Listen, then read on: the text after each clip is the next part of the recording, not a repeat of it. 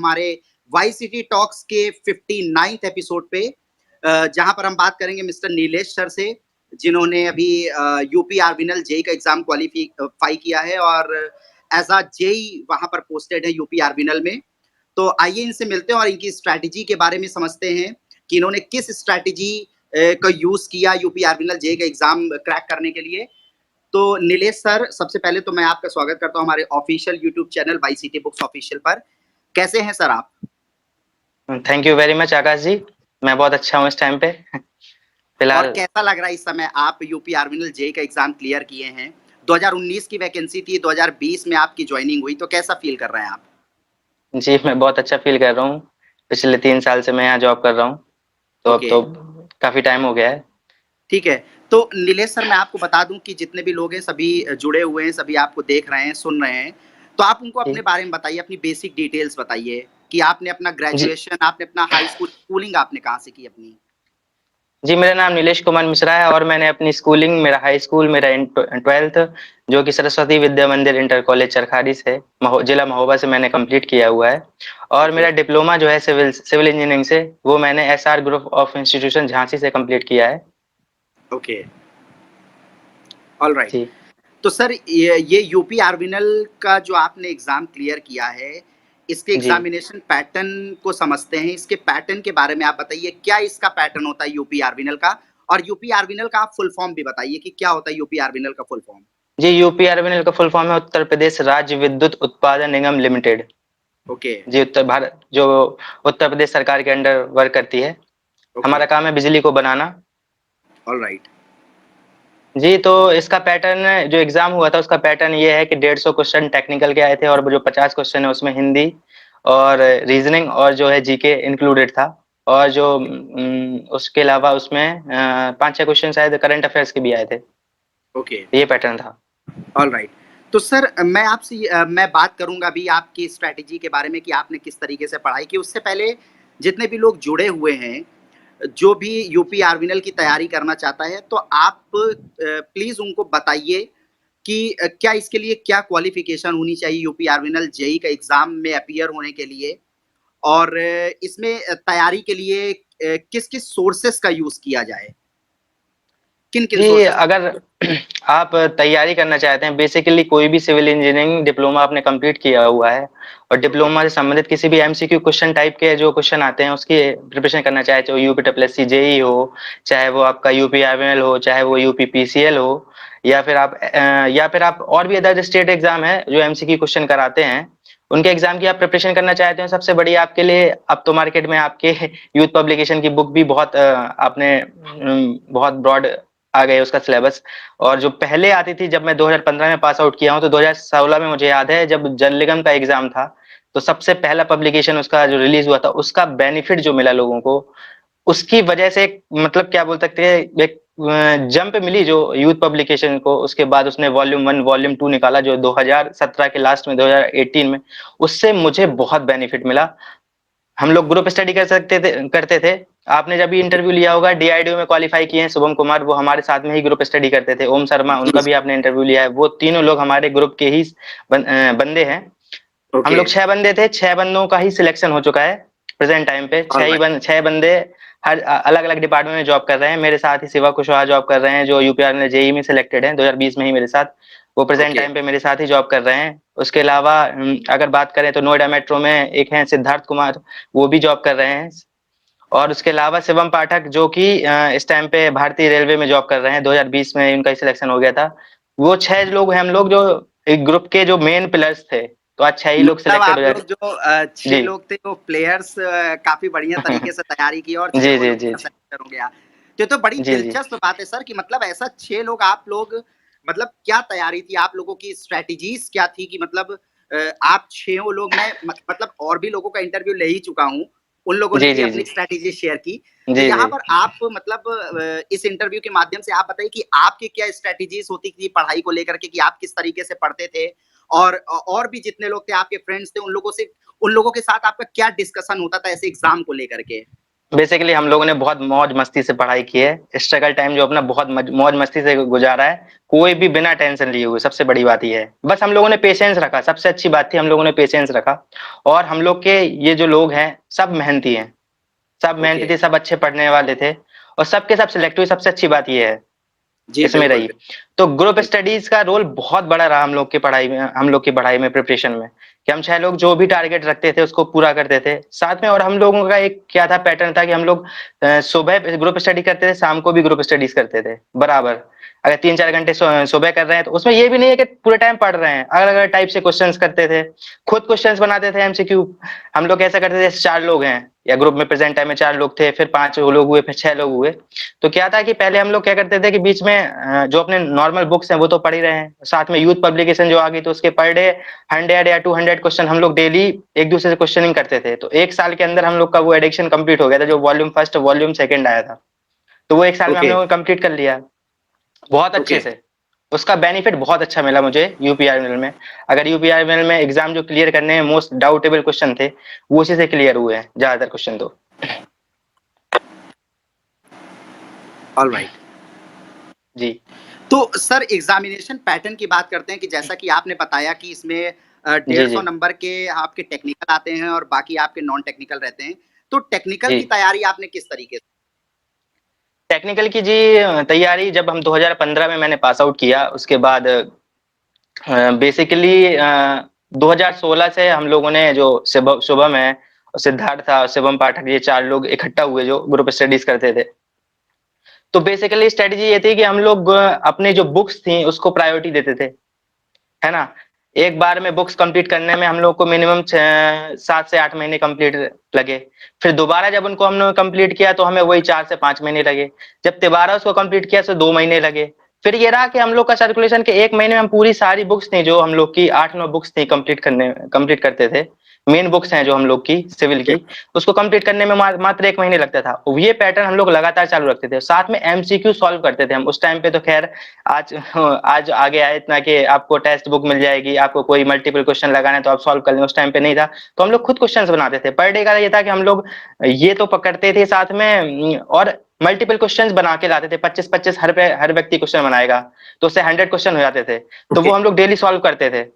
तो उससे क्या फायदा हुआ, एक टाइम पे हमारे पास क्वेश्चंस का भंडार हो गया और उससे ये पता चला कि हम लोग जो गलती रिपीटेड करते थे, मोस्टली वही क्वेश्चन बार बार गलती कर रहे हैं, तो उस पे हम लोगों ने फोकस किया बहुत ज्यादा। और फिर यूथ पब्लिकेशन की बुक अच्छा, आई जो वॉल्यूम 1 वॉल्यूम 2, उसकी ओके, बात है कि उसने बताया कि किस टाइप के क्वेश्चन एक एग्जामिनर किस तरीके से, अलग अलग तरीके बुक है, जैसे कि यूथ की देख लें, उसके 100 एंड 200 क्वेश्चन कंप्लीट किए विथ ओके, न्यूमेरिकल, उसको डिस्कशन किया, 3-4 लोग बैठ के ये सब करते थे। इस सब में 1-2 घंटे लगते। उसके बाद हम लोग क्या करते थे कि पर डे का ये था कि हर पर्सन 25-25 क्वेश्चन ऐसे बना के लाता था।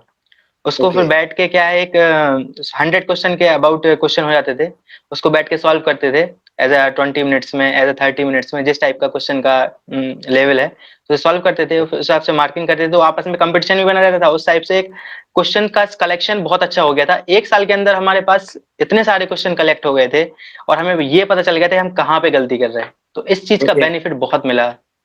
ओके। नीलेश सर, ये मतलब ये थोड़ा अलग है, ये यूनिक मुझे लगा हाँ। कि आप लोग बैठ करके खुद से क्वेश्चन बना रहे हो जी, जी, और खुद से क्वेश्चन जी। बनाने के बाद फिर आपस में ही कंपटीशन कर रहे हो। ये ये हम लोगों शायद ने यही कारण 2000, है कि शायद यही कारण है हाँ। कि 6 के 6 वो लोगों का जो है सिलेक्शन हो गया।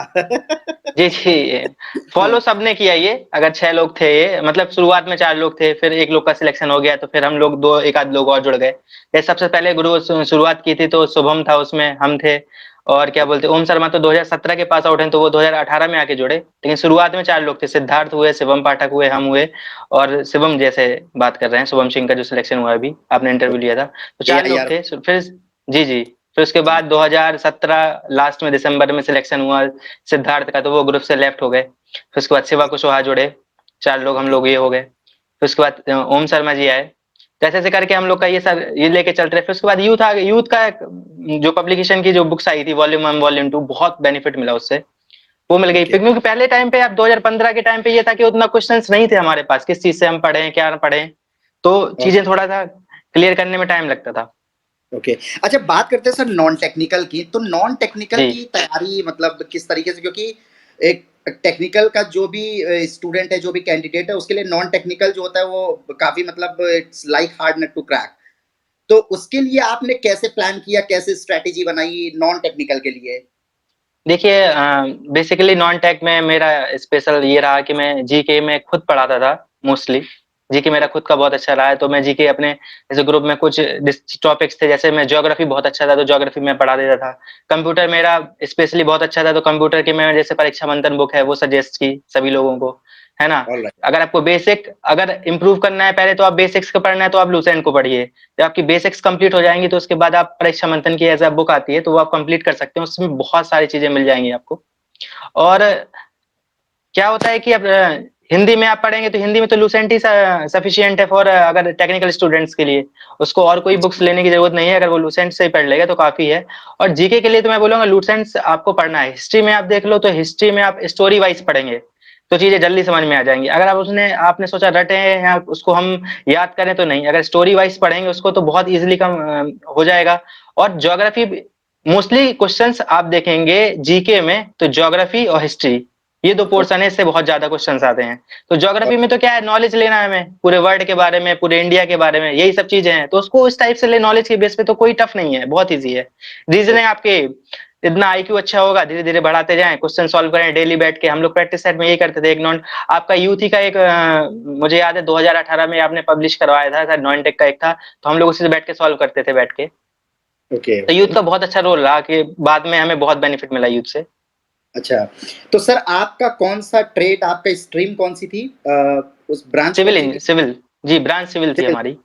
ओके, सिविल के जैसे यूपी आर्मिनल का जो टेक्निकल का पेपर होता है, जी जी उसमें जी। सबसे ज़्यादा वेटेज जो मार्क्स के रहते हैं, वो सिविल के कौन से टॉपिक ऐसे होते हैं जो कि जिससे जहाँ से सबसे ज़्यादा क्वेश्चंस पूछे जाते हैं?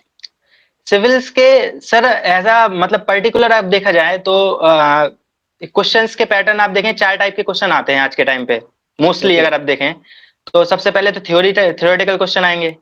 दूसरा ओके। आपको क्वेश्चन मिलेगा न्यूमेरिकल। हुँ, तीसरा हुँ। आपको क्वेश्चन पूछा जाएगा रेंज से या कोई टेबल से वैल्यू दे देगा, जैसा कि आपने अपने ओके, बुक में डिफाइन भी किया होगा। अब चौथा क्वेश्चन बनेगा ग्राफ से लेके।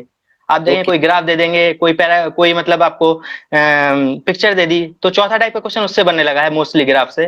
तो ये सब ओके, चार पैटर्न अगर फॉलो करेगा इंसान, और मोस्टली आप मान के चले जैसे पब्लिक हेल्थ इंजीनियरिंग है ना, इसमें आप थ्योरी है ना, आपको चार्ट मिल जाएंगे, वैल्यूज मिल जाएंगी। इससे आप क्वेश्चन का वेटेज बढ़ता गया है बहुत ज्यादा। पीएचई से हो गया, सर्वे हो गया, है ना आपका, और क्या बोलते हैं, और अगर बीसीएमई का बहुत ज्यादा क्वेश्चन आने लगा है ना। ओके, तो ये सब सब्जेक्ट थ्योरी वाले हैं। अगर आप न्यूमेरिकल पोर्शन में जाएंगे तो सोम पे आ जाइए, है ना, ओके, आरसीसी पे ओके। आ जाइए, सी। और कंक्रीट भी एक बहुत इंपॉर्टेंट सब्जेक्ट है एज ए सिविल में। ऑलराइट। तो ये 5-6 सब्जेक्ट हैं जो इनको आप अगर बेसिकली इम्पोर्टेंस इनको रेगुलर बेसिस पे पढ़ेंगे तो कोई दिक्कत नहीं आएगी सिलेक्शन पाने में आपको। ओके। तो सर बात करते हैं स्कोर की और रैंक की, तो आपके स्कोर क्या थे?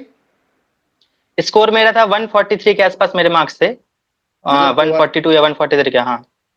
अच्छा, इसमें पेपर का पैटर्न ऐसे ही रहता है कि ये एक सिंगल ही पेपर होता है? जी, इसमें सिंगल ही पेपर होता है। इससे पहले मैंने 2015 में यूपी ट्रिपल एससी 2015 में वो भी क्वालिफाई किया था, इंटरव्यू तक गया, उसके बाद फाइनल में मैं बाहर हो गया। अभी 2016 का रिजल्ट आया, उसमें भी मेरा सिलेक्शन हो गया था, लेकिन मैं डीवी कराने नहीं गया क्योंकि मैं सफिशिएंट खुश हूँ अपनी जॉब से। क्यों किसी की सीट अगर बाद में जाने का फायदा क्या है, तो इसलिए नहीं गया डीवी कराने का। Alright, alright, alright. तो सर एक क्वेश्चन मैं ये पूछना चाहूँ। जी। तैयारी और क्या गोल उनका होना चाहिए, तो आप क्या सजेशन देना चाहेंगे स्टूडेंट को? देखिए आज के टाइम पे जो यूथ है, सबसे बड़ी प्रॉब्लम उसकी वो हर चीज जल्दी चाहता है। तो सबसे पहले तो मैं बोलूंगा उससे थोड़ा ओके, पेशेंस रखे, क्योंकि आज के टाइम पे। जी, और सबसे मेन चीज है कि आप किसी भी स्टेट को उठा कर देख लीजिए कि हर स्टेट में आप कोई ना कोई सिविल इंजीनियरिंग का एग्जाम होता है। तो पहले तो आप हर स्टेट का एग्जाम फॉर्म भरिए, ठीक है ना। आपको ओके, एसएससी हर साल एग्जाम कराता है, कोई भी स्टेट एक आध का एग्जाम कराता है, चाहे डीडी हो गया ना, डी ट्रिपल एस भी हो गया, राजस्थान के भी कोई भी एग्जाम होता रहता है, एमपी से सब इंजीनियरिंग का भी निकला हुआ है वो भी होता रहता है। तो आप हर साल पेपर दीजिए अपने, जो टाइम टू टाइम निकलते रहते, कम से कम एक साल में 2-3 एग्जाम, 3-4 एग्जाम दीजिए। उसके बाद क्या करिए आप कि 2-3 साल लेके चलिए अपना, कि हमें मिनिमम से मिनिमम प्रिपरेशन में देना है।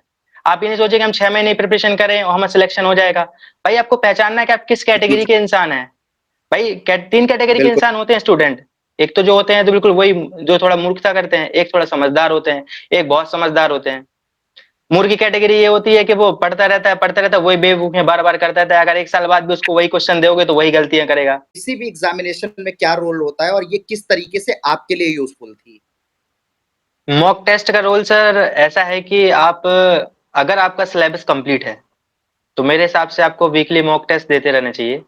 जैसे आप संडे मोस्टली स्टूडेंट है मुझे लगता है कि मंडे टू सैटरडे स्टडीज करते हैं, अपना संडे को फ्री रहते हैं। तो जब फ्री रहें, ऑलराइट। जब अपना कंप्लीट सब कुछ कर लें तो वीक में लास्ट दिन या संडे के दिन जब फ्री हो तो मॉक टेस्ट दें आप। तो उससे क्या रहेगा, आपको एनालिसिस होता रहेगा कि आप रेगुलर बेसिस पे कितना इम्प्रूवमेंट कर रहे हैं या कहाँ आपकी कमियां हैं, कहाँ पे आपको दिक्कत आ रही है।